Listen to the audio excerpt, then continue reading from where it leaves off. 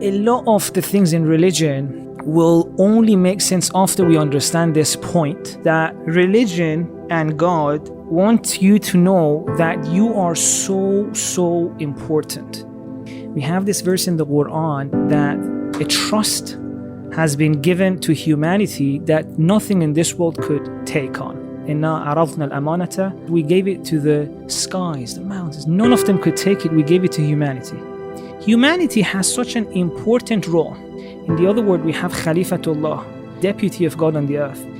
But the problem is that unlike every other being in this world, we are the only creation in this world whose destiny is in their own hand.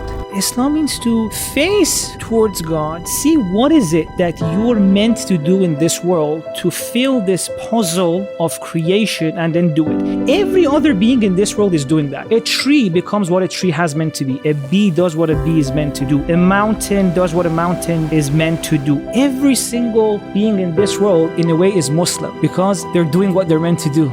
It's only humanity who has been given the power not to become what they can become, even though their role is the most important role. So I think religion actually starts when you accept this. When you accept that, oh my God, the same God who created everything thought that there's one of me needed for this world. Not just one of me needed as well. He tells us that humans are the most important thing. The role is the most important. But also, I have full power not to fulfill that. That's why I think hereafter is called also Yawmul Hasrah, the day of regret, because they showed you this is what you were meant to become. Now, the issue of purpose starts. The issue that, oh my God, I have a huge role to play in this world.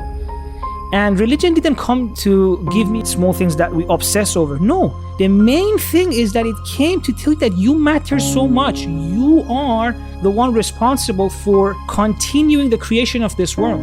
What we do today changes the world tomorrow. That's why every single one of us has a share in creating the world. That's what Khalifatullah means.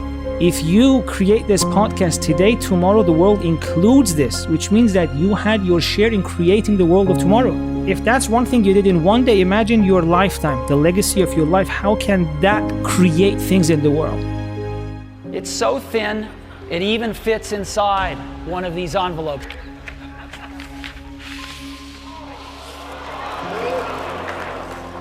This is the new MacBook Air, and you can get a feel for how thin it is. Yeah, there it is.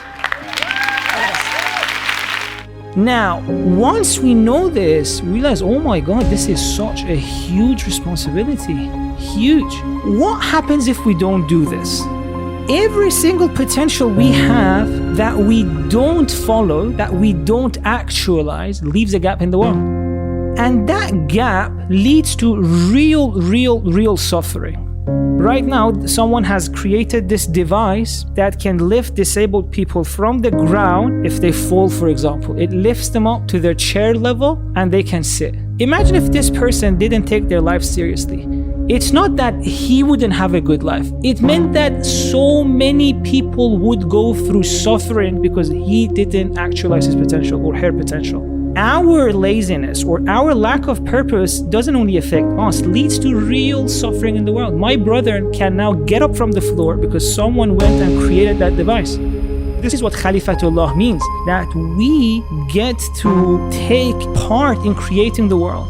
Also, to link it back to the issue of suffering, Prophet Yunus in the Quran, basically the idea was this, that he wasn't happy with his group. He was like, my community, there's so much wrong with them. He's eaten by the fish. And then in the belly of the fish, what does he say to come out? He says, La ilaha illa anta subhanak inni kuntu min adh-dhalimin. God, there's no God but you, subhanaka, inni kuntu min adh-dhalimin. I did something wrong. How on earth is that relevant to the story? He was upset with his community, he was preaching to them, they didn't accept, he's eaten by the fish. And then in the belly of the fish, what does he say to come out?